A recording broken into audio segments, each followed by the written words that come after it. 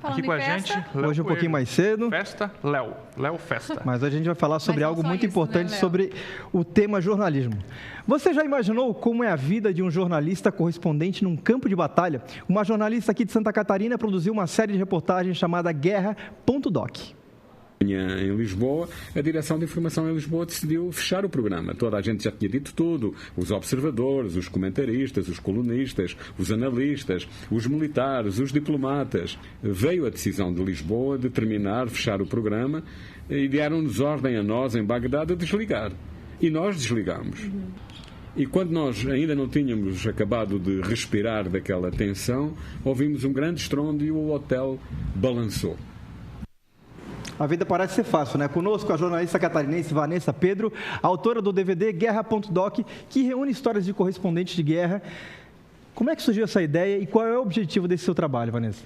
Então, Léo, é um projeto de pesquisa de pós-doutorado, na verdade, e como eu sou jornalista há quase 20 anos, eu resolvi misturar essas duas áreas, né? Pesquisa e jornalismo, e resolvi pesquisar fazendo um audiovisual. Então, eu entrevistei 15 jornalistas, correspondentes de guerra, no Brasil e fui a Nova York entrevistar lá também. E queria saber um pouco de como era feita essa cobertura, o que isso mudava na vida do jornalista e na narrativa dele, na forma de contar uma história, o fato de ir até um local em conflito e contar isso para as pessoas. Eu pensava em duas coisas. Primeiro, tem lugares e populações que as pessoas só conhecem através de uma cobertura de guerra, por exemplo.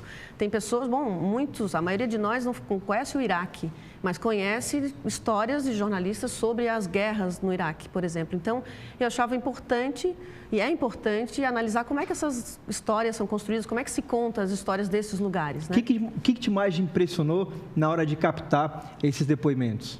Então, é como essas histórias interferiram na vida dessas pessoas, porque a gente fala da cobertura de uma forma geral, mas eu queria chegar no profissional que está lá, porque eu defendo também que quanto mais esse profissional estiver no local, eu acho que mais a cobertura dele, contando histórias, mais a cobertura será crítica, bem feita, enfim, acho que é mais, a população, a sociedade ganha mais quanto mais esse jornalista conseguir estar no local falando com as pessoas. Eu queria saber como é que é, e a gente não sabe muito na cobertura, como é que é a estrutura do jornalismo, como é que funciona, isso não aparece muito na cobertura. Eu queria tirar um pouco isso deles. Existe algum ponto em comum quando você começou a conversar com eles?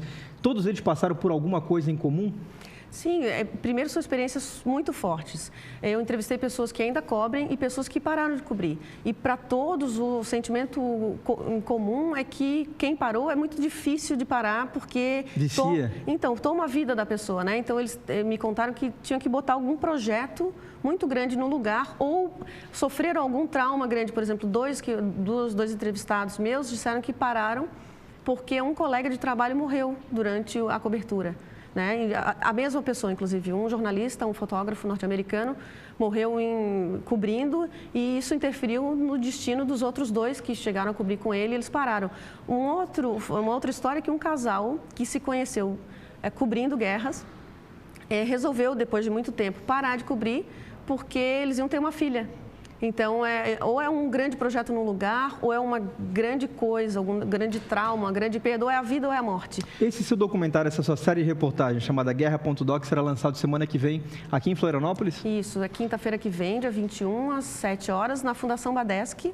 Então, todo mundo está convidado, quem quiser comparecer. A gente vai passar alguma entrevista, né? Uma das 5, que esse é o primeiro volume das 15 entrevistas que eu gravei. Então, nós vamos conversar com quem for lá, com a plateia, vamos passar uma entrevista, vai ter um coquetel e vai ter venda de DVD também lá, quem quiser, porque eu acho que também é um material que pode servir para o ensino de jornalismo, para discutir jornalismo. Esse era o meu objetivo. Sem dúvida alguma. Muito obrigado pela sua presença. Obrigada também.